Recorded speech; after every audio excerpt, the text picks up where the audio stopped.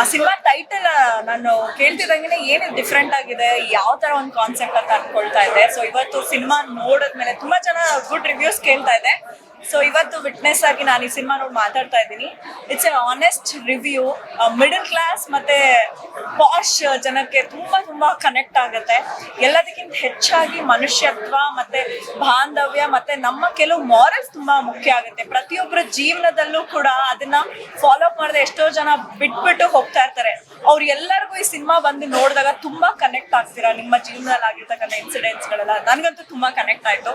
ಸಖತ್ ಸ್ಟುಡಿಯೋ ಇಂದ ಈ ಒಂದು ಅದ್ಭುತವಾದ ಪ್ರಯತ್ನಕ್ಕೆ ನನ್ನ ಒಂದು ಶುಭಾಶಯಗಳು. ಅಂಡ್ ಪ್ರತಿಯೊಂದು ಕ್ಯಾರೆಕ್ಟರ್, ರಾಕೇಶ್ ಅಡಿಗ ಆಗಿರ್ಬೋದು, ಸುನೀಲ್ ಸರ್ ಇರ್ಬೋದು, ಪೂರ್ಣಚಂದ್ರ ತೇಜಸ್ವಿ, ಶೈನ್ ಶೆಟ್ಟಿ ಅಂಡ್ ಪ್ರಭು, ಎಲ್ಲರೂ and Teju that girl, okay, ಎಲ್ಲರೂ ತುಂಬಾ ರಿಯಲಿಸ್ಟಿಕ್ ಆಗಿ ಮಾಡಿದ್ದಾರೆ. ಇನ್ಫ್ಯಾಕ್ಟ್ ಸೆಕೆಂಡ್ ಹಾಫ್ ಶುರು ಆಗಿ ಮುಗ್ದೋಗಿದ ತಕ್ಷಣ I was just checking my phone, ಮುಗ್ದೋಗಿತ್ತಾ ಇಷ್ಟು ಬೇಗ ಅಂತ, ಅಷ್ಟು ಬ್ಯೂಟಿಫುಲ್ ಆಗಿ ಮಾಡಿದ್ದಾರೆ. And congratulation Shweta Prasad for producing such a good movie. ನೀವೆಲ್ಲರೂ ಥಿಯೇಟರ್ ಬಂದು ಈ ಚಿತ್ರ ನೋಡ್ಲಿಲ್ಲ ಅಂದ್ರೆ ಮರ್ಯಾದೆ ಪ್ರಶ್ನೆ, ಅಂದ್ರೆ ನಿಮ್ಗಳ ಮರ್ಯಾದೆ ಪ್ರಶ್ನೆ. ಯಾಕಂತಂದ್ರೆ ಇಂಥ ಒಂದು ಬ್ಯೂಟಿಫುಲ್ ಕಾನ್ಸೆಪ್ಟ್ ಇರೋ ಚಿತ್ರನ ಮಿಸ್ ಮಾಡ್ಕೊಂತೀರಾ. ಕನ್ನಡ ಚಿತ್ರರಂಗದಲ್ಲಿ ಕಂಟೆಂಟ್ ಓರಿಯೆಂಟ್ ಸಿನಿಮಾಗಳು ಬರ್ತಾ ಇದೆ. ಈ ಒಂದು ಆಲ್ಮೋಸ್ಟ್ ಒಂದು 2-3 ಮಂತ್ಸ್ ಇಂದ ಒಳ್ಳೊಳ್ಳೆ ಚಿತ್ರಗಳು ಬರ್ತಾ ಇದೆ. ಥಿಯೇಟರ್ ಬಂದ್ ಸಿನಿಮಾ ನೋಡಿ ನೀವೆಲ್ಲರೂ ತುಂಬಾ ಕನೆಕ್ಟ್ ಆಗ್ತೀರಾ. Thank you. Ashwavega English News. Coming soon. Your channel, your voice, your trust.